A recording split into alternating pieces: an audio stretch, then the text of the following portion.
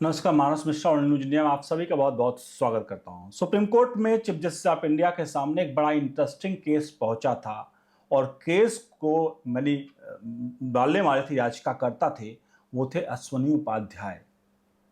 और इस केस को लेकर के तीन जजों की खंडपीठ ने, जिसमें chief justice of India justice Suryakant शामिल थे, उन लोगों ने एक आदेश दिया।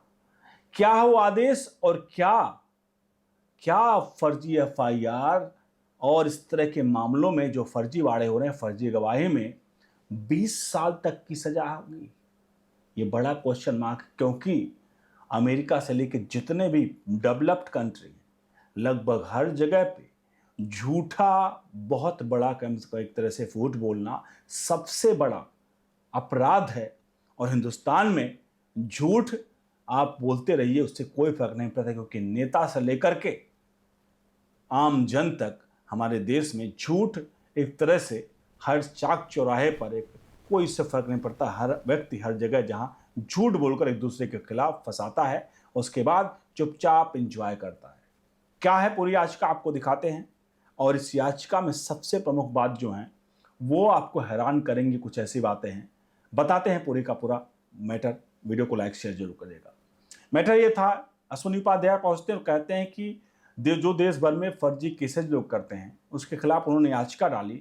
उन्होंने कहा कि आज के वक्त में जो बीएनएसएस नया अभी आया है, भारतीय न्याय संहिता, उसमें लगभग कुल 15, अगर बात करें तो 32 ऐसे धाराएं हैं। उन 32 धाराओं के तहत फर्जीवाड़े पर कार्रवाई करने के लिए बताया गया। कुल 32 धाराएं हैं, लेकिन उसमें से एक धारा 15 जो है, उसके तहत ही फर्जी एफआईआर अगर कोई करता है और फर्जी गवाही देता है तो उसके लिए उसमें लिखा गया है कि उस पर क्या कार्रवाई होगी, और उसमें जज साहब को पावर दी गई है। जो जज साहब फैसला देते हैं उनको पावर दी गई है कि वो कोई कार्रवाई कर सके। अब ये पूरा प्रकरण जो था, वो प्रकरण बड़ा जबरदस्त है। जब Ashwini Upadhyay chief justice of India के सामने बताया उन्होंने कि पूरे मामले को डिक्टेट किया, उन्होंने कहा कि एक व्यक्ति है, मान लीजिए, जिसके ऊपर फर्जी एफआईआर होता है। आप सरल समझिएगा इस पूरे मामले को। एक व्यक्ति के ऊपर फर्जी एफआईआर होता है या उसके खिलाफ कोई फर्जी गवाही दे देता है, तो और कल को उस केस की सुनवाई होती है, चाहे लोअर कोर्ट हो, चाहे अपर कोर्ट, चाहे कहीं किसी कोर्ट में कोई जज साहब सुनवाई कर रहे हो। और सुनवाई करने के बाद जब फाइनल निर्णय पर आता है, यानी फाइनल जब उस पर निर्णय होता है, तो जज के लिए क्या है कि वो फाइनल आदेश देते समय अगर किसी को क्लीन चिट देता है कि भाई ये इनके ऊपर फर्जी गवाही किसी ने दी थी, फर्जी एफआईआर दर्ज हुआ था, उसको क्लीन चिट अगर देता है, तो जिसको क्लीन चिट मिल रहा है, अगर वो चाहे कि जो व्यक्ति जिसने उसको फंसाया है, फर्जी एफआईआर की या फर्जी गवाही दी है, वो व्यक्ति उनके खिलाफ केस नहीं कर सकता है। मतलब जो फंसा था इस मामले में, फर्जी एफआईआर में इसको फंसाया गया था, वो केस नहीं कर सकता है। केस कौन कर सकता है? केस कर सकते हैं जज साहब। जज साहब केस कर सकते हैं, जो एफआईआर, मतलब जो फैसला सुनाया है जिन्होंने कि भाई ये एफआईआर फर्जी थी। और वो कैसा केस कर सकता है? ऐसा नहीं कि वहां बैठे हैं तो आदेश दे दिए कि काम करिए, जो फर्जी एफआईआर जिसने दर्ज की थी वो जाकर के उसके खिलाफ आप एफआईआर दर्ज कीजिए और उसको कोर्ट में पेश करिए। नहीं, ये मामला ऐसा नहीं है। मामला कुछ ऐसा है कि जो जज साहब फैसला सुनाएंगे, उस जज साहब को उस कुर्सी से उठना पड़ेगा और दूसरे मजिस्ट्रेट के पास जाना पड़ेगा, दूसरे कोर्ट में जाना पड़ेगा, उनको याचिकाकर्ता बनना पड़ेगा। समझिएगा मामले को, उनको याचिकाकर्ता बनना पड़ेगा और दूसरे कोर्ट में जाकर के उनके लिए जिसके लिए उन्होंने फैसला सुनाया है, जो निर्दोष थे, उनके लिए बैटिंग करनी पड़ेगी दूसरे कोर्ट में। और वहां पर एज ए मुवक्किल, मतलब जज के सामने वहां पर एक आम आदमी होकर पेश होंगे जज साहब, और वहां पर फैसला पूरी तरह से, मतलब वहां पर इस तरह से फिर से केस चलेगा। अब सोचिए कितनी ज्यादा यहां पर पेचीदगी है। एक जज साहब जो कुर्सी पर जज के बैठे हुए हैं, वो फैसला सुना रहे हैं कि आदमी सही है, आदमी गलत है, लेकिन जो व्यक्ति गलत है उसको गलत साबित करने के लिए वो कोर्ट, जिस कोर्ट में सुनवाई हो रही, वो कोर्ट नहीं सही जगह है। उसको गलत साबित करने के लिए फिर से जज साहब को अपनी कुर्सी पर उठ करके दूसरे कोर्ट में जाकर के वहां पर याचिका डालनी होगी और वहां पर उसको सिद्ध करना पड़ेगा। अब सोचिए, ऐसा कौन करेगा जज कि भाई उसके, वो तो ऑलरेडी उसके ऊपर केसों की मतलब पूरी तरह से फाइलों की फहरिस्त पड़ी है।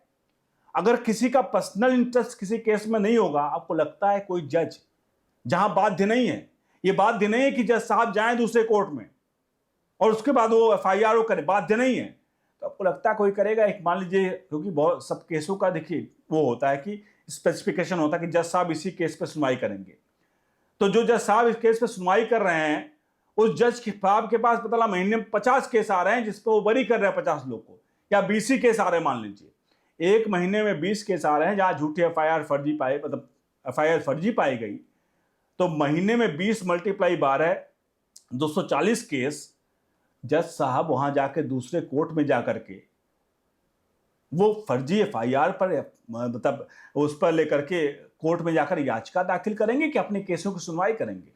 कल को जज साहब का ट्रांसफर भी होता है, पता लगा जज साहब ने याचिका तो डाल दी, पता लगा जज साहब का ट्रांसफर हो गया एक शहर से दूसरे शहर में, और कल को तारीख पड़ी तो जज साहब को अपनी नौकरी तो करनी है, वहां पर सुनवाई करनी है, वहां तारीख पर भी जाना है, क्योंकि वो क्या किए थे, वो वहां पर उन्होंने एक केस किया था क्योंकि एक व्यक्ति के ऊपर फर्जी एफआईआर हुई थी। अब सोचिए कितना मामला पेचीदगी भरा है। कानून बनाने वाले, कानून के लोग क्या कहकर क्या सोच करके बनाते हैं कानून। अब बड़ा ही मतलब यह ऐसा फैक्ट है, जहां 140 करोड़ देश की आबादी है, चंद संख्या में हमारे पास जज हैं, 140 करोड़ के बिहाफ पर फर्जी एफआईआर के मामले में जज साहब हर केस में जाकर के कोर्ट में गवाही देंगे। आपको लगता है ये चीज सही है? और ये पूरा मामला था जो चीफ जस्टिस ऑफ इंडिया के सामने रखा गया। तो यहां पर अश्विनी उपाध्याय ने जो डिमांड की, उन्होंने कहा एक काम करिए, इस पूरे मामले का सोल्यूशन उन्होंने बताया। उन्होंने कहा कि एक काम किया जाए इसमें कि फर्जी एफआईआर जैसे कोई जज फैसला सुना रहा है, उस वक्त जज को यह आदेश दिया जाए, इस तरह की चीजें पारित की जाए कि जज एक सर्टिफिकेट जारी करे। वो सर्टिफिकेट एक तरह से ऐसा हो कि जिसमें लिखा हो कि भाई ऐसा आदमी था, इसके ऊपर फर्जी एफआईआर की गई, इन्होंने किया, एक सर्टिफिकेट जारी किया जाए और उस सर्टिफिकेट के बिहाफ पर वो दूसरे कोर्ट में जाकर के अपनी याचिका दायर कर सकते, उसके खिलाफ कार्रवाई कर सके। ये साफ तौर पर उन्होंने एक मांग की। इसकी सुनवाई जज साहब ने, चीफ जस्टिस ऑफ इंडिया ने देखा, पूरा केस को डिटेल में पढ़ा, उसके बाद उन्होंने एक आदेश पारित किया। आदेश क्या पारित किया? चीफ जस्टिस ऑफ इंडिया ने कहा केंद्र सरकार और राज्य सरकार को, देखिए कोई भी कानून अगर ऐसे दिशा निर्देश जारी करना, सबसे पहले पूछा जाता है कि भाई जो इसके कर्ता धर्ता हैं जो लोग, वो क्या कह रहे हैं इस मामले पर, हमेशा से कोई आदेश जारी करने से पहले। तो केंद्र सरकार और राज्य सरकार को एक नोटिस जारी किया गया सुप्रीम कोर्ट के द्वारा, चीफ जस्टिस ऑफ इंडिया के द्वारा, और कहा गया इस पूरे मामले पर अपनी राय दें। उसके बाद 4 हफ्ते का समय इसमें दिया गया है। 4 हफ्तों के भीतर केंद्र सरकार, राज्य सरकार को इस पर अपनी जवाबदेही देनी है और 4 हफ्ते बाद इसकी सुनवाई होगी। आपको क्या लगता है, अश्विनी उपाध्याय ने यहां पर जो मांग की, क्या ये मांग सही नहीं है? क्या फर्जी केसेस के लिए इतना पेचीदगी क्यों जरूरी है? जहां एक व्यक्ति चुपचाप आकर के SC/ST केस में सिर्फ बोल देता है कि भैया ये हमारे खिलाफ इस तरह इन्होंने बोला था, उस पर केस दर्ज हो जाता है, पूछा भी नहीं जाता, और दूसरी तरफ जहां क्लीन चिट मिल रहा है उस व्यक्ति को, तो दूसरी तरफ उस व्यक्ति को क्लीन चिट मिलते समय वो व्यक्ति उसके खिलाफ नहीं एफआईआर दर्ज करा सकता, मतलब ऐसे वो नहीं कर सकता। सिर्फ और सिर्फ कौन करेगा? जज साहब ही जाएंगे, जज साहब कोर्ट में पेश होंगे, तब जाकर होगा। अब सोचिए कि इसे कहते हैं समानता।